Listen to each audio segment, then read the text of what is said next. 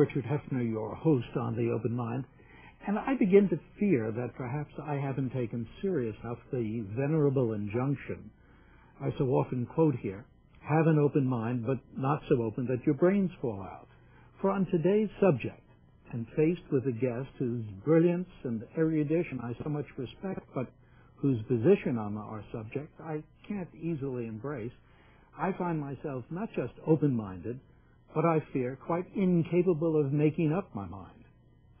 William F. Buckley, Jr. has been called the guru, the patron saint of American conservatives, which has made it particularly hard for some of us to identify him with the call for decriminalization or legalization of drugs.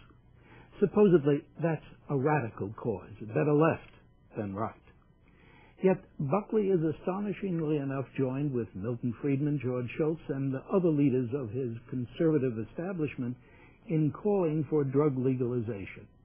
Indeed, Mr. Buckley has devoted column after column in his National Review to this crusade, particularly the now famous February 12, 1996 issue titled "The War on Drugs is Lost."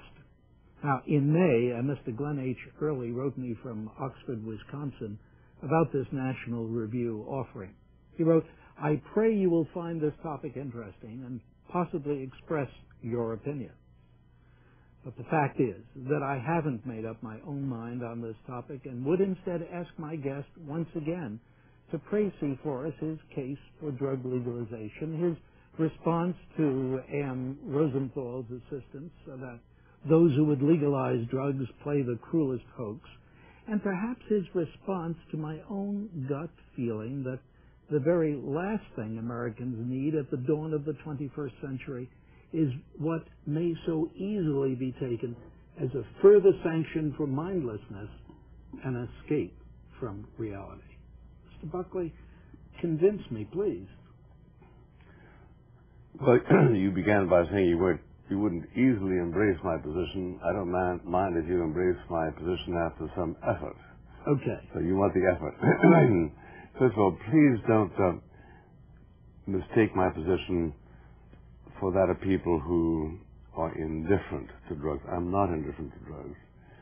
I think I've been quoted as saying if I could turn a single latch which would make all of the drugs disappear from the face of the earth, with the exception of here and there a vineyard in Bordeaux, I would turn that latch. You say it's inconsistent for a conservative to take my position. I don't think it is, because a conservative seeks to be grounded in reality. That which works is codifiable. That which simply does not work isn't. If you were to pass a law requiring people to go to church on Sunday, it wouldn't work.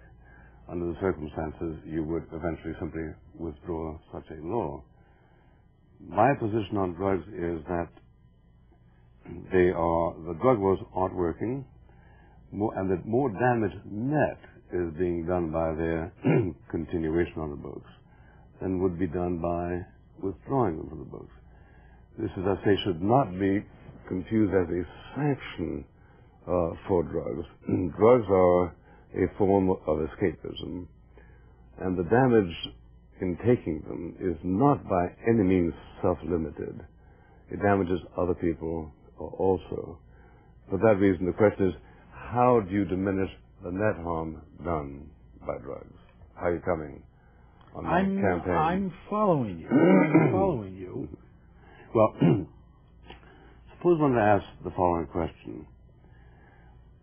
How do you measure the net damage done by the existing situation? Well, you begin by people who take drugs, they're damaged. Then you add to that the number of people who are engaged in trying to prevent them from doing that. That's 400,000 policemen. Then you add whatever dollar measurement you wish to attach to derivative losses in liberty and security.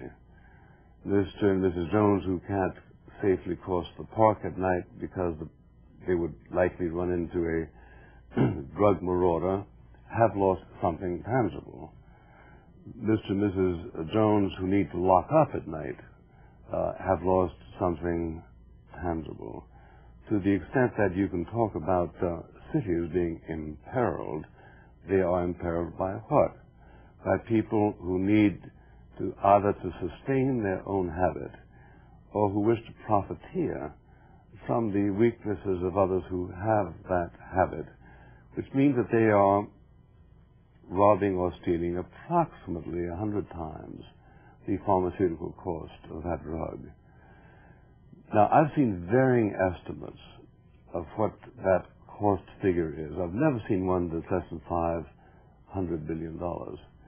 And we're spending $125 or $30 billion in our war on drugs. I would infinitely prefer to reduce that net loss to the cost of looking after people who have the habit and who need care, which would take us down to $20-30 billion a year, and have the relative liberty that would flow from a situation in which half of America isn't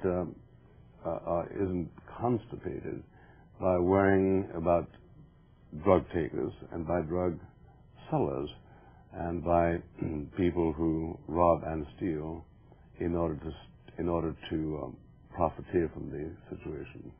Well, now, in a recent issue of National Review, you summed up some of the responses from your readers, those who read the February issue. One of the questions that occurred, and it seemed to me it is a basic question, is to put to you whether this isn't, in a very real sense, a moral question, the answer to which cannot then be given in terms of billions or hundreds of millions or trillions of dollars. And you yourself would be the first person to indicate that. Yeah, because the moral stigma continues, in my judgment, to attach to it. Anybody who becomes an alcoholic, which is probably the primary curse of this country, in my judgment, is morally stigmatized by permitting himself to get into that condition. That is not an argument for prohibition.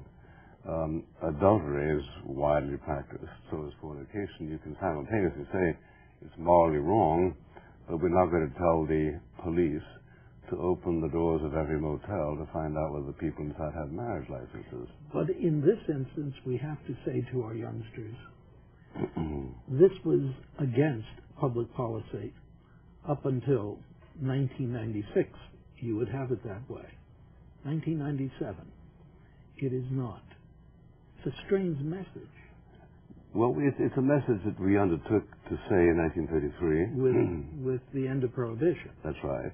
And it's a message that, in my judgment, we're perfectly capable of taking when things didn't work out. We pulled out of Vietnam, and we pulled away from Prohibition.